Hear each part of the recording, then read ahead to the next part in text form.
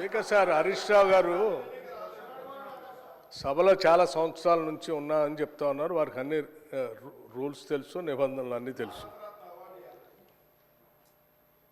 Question అవర్లో question అడుగుతారు, సమాధానం చెప్తాం. క్వశ్చన్ ఉంటుంది కానీ వారు షార్ట్ డిస్కషన్ లాగా ఉపన్యాసం చెప్పుకుంటూ పోతా ఉన్నారు. మరి వారికి అనుభవం లేకనా, కావాలని సభను తప్పుదోవ పట్టించడం కోసం చేసే ప్రయత్నమా? మీరు అడిగారు, ఈ అప్పుల పైన మీరు తప్పుదోవ పట్టిస్తూ ఉన్నారు, గోబెల్స్ ప్రచారం చేస్తున్నాం, ఏదంటే సభలో చర్చ పెట్టండి. ఎస్, మేము రాగానే సభలో చర్చ ఉండాలనే వైట్ పేపర్ పెట్టా మీరు చేసిన తప్పులు అన్నింటినీ. మళ్ళీ కావాలని అడుగుతుంటే మాకేం అభ్యంతరం లేదండి. మేము అసలు పూర్తిగా ఈ సభకి, రాష్ట్ర ప్రజలకి వాస్తవాలన్నీ తెలియాలనేటువంటి ఆలోచనలో స్పష్టంగా ట్రాన్స్పరెంట్గా ఉన్న గవర్నమెంట్ ఇది. ఏది దాచుకోవాలని ప్రయత్నం చేయాలి మీలాగా. సో మీరు వాళ్ళ చర్చ పెడదామన్నా ఫైన్, షార్ట్ డిస్కషన్కి వీఆర్ రెడీ. మీరు ఏదో ఏ ఫామ్లో ఇస్తారో ఇవ్వండి, గౌరవ సభాపతి గారికి ఇవ్వండి, వారి అనుమతితో వారు ఇస్తే, టైం ఇస్తే we are ready to debate sir.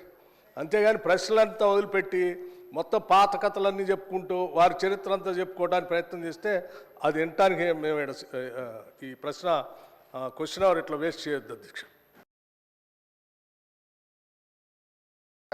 ఎవరు భుజాలు తడుముకుంటున్నారో స్పష్టంగా అర్థమైంది, ప్రజలైతే చూస్తున్నారు.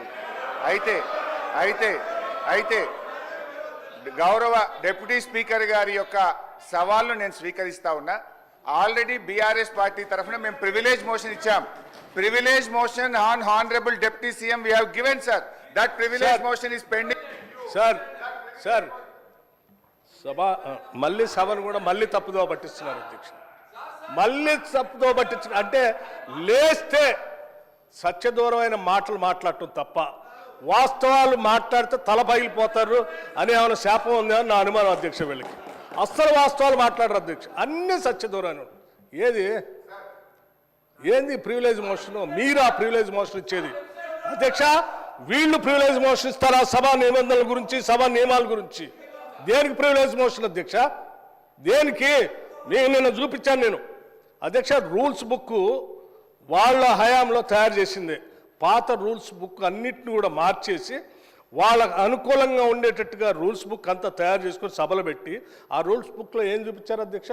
స్పష్టంగా ప్లకార్డ్స్ తీసుకొని రావద్దు, స్లోగన్స్ ఇవ్వద్దు, పొరపాట్లు అట్టు చేస్తే వాళ్ళ మీద చర్యలు తీసుకోవాలని చెప్పి అన్ని చాలా స్పష్టంగా రూల్స్ బుక్లో పెట్టి నిన్న మీరు చేసింది ఏంది అధ్యక్ష? ఏం చేశారు మీరు సభలో? మీరు కానీ మీ నాయకుడు ఆనాడు ముఖ్యమంత్రిగా ఉన్నటువంటి కె చంద్రశేఖరరావు గారు సభలో చెప్పినటువంటి ఏ ఒక్క అంశాన్ని అమలు చేశారు అధ్యక్ష? సభ నిబంధనలు పూర్తిగా ఉల్లంఘించారు వాళ్ళు. హౌస్ ప్రివిలేజ్ని మొత్తం పక్కదో పట్టించింది వాళ్ళు. ఒకటి కాదు, రెండు కాదు, 3 ఎకరాల భూమి బరాబర్ ఇస్తామని చెప్పారు దళితులు, గిరిజనులకు. ఇచ్చారా? ఈ సభలోనే కదా చెప్పింది వాళ్ళు. ఈ సభలోనే కదా అధ్యక్ష చెప్పింది. డబుల్ బెడ్రూమ్ ఇల్లు ఇస్తా అని చెప్పారు. ఇచ్చారా అధ్యక్ష? ఉద్యోగాలన్నీ పూర్తి చేస్తా బరాబర్ అన్నారు. చేశారా? 2 భిన్నమైనటువంటి డైలాగ్స్ నేను వినిపించగలను అధ్యక్ష. బరాబర్ ఉద్యోగాలు ఇస్తాం అన్నది ఒకటి, ప్రభుత్వంలో ఏడున్నాయి ఉద్యోగాలు, ఏడ తీసుకొచ్చి ఇస్తామని అడిగింది ఇక్కడ నుంచే. సభ నిబంధనలు నియమాల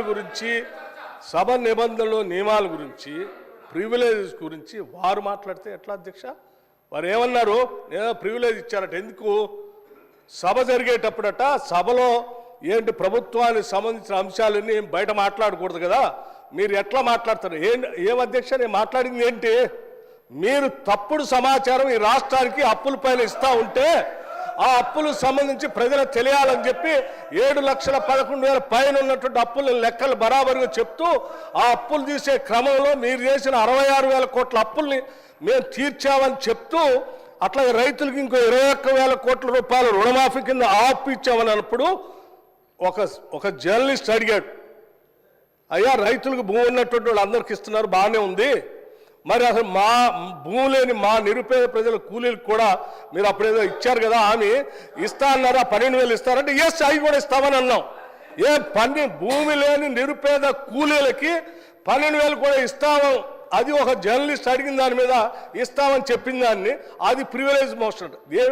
నిరుపేద కూలీలకి 12,000 మేము ఇస్తామని చెప్పినట్టు మాటను ఇస్తామంటే నీకు నన్ను ఇబ్బందా? కూలీలకి ఇయ్యొద్దా? ఏంది ఈ భూస్వాముల మనస్తత్వం? ఏంటా ఇబ్బంది?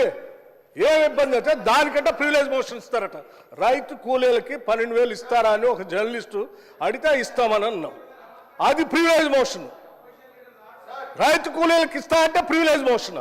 ఇది ఎక్కడ ప్రివిలేజ్ మోషన్ అధ్యక్ష? ఇది ఎక్కడ ఉల్లంఘన? ఏ ఉల్లంఘన?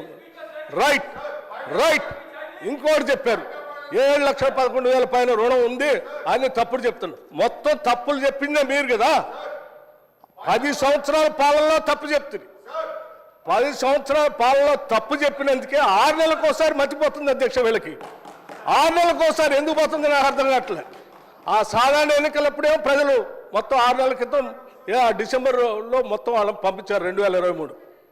అది అయిపోయిన 6 నెలలకి పార్లమెంట్ ఎన్నికలు వస్తే డిపాజిట్ గలం చేసేసారు ప్రజలు.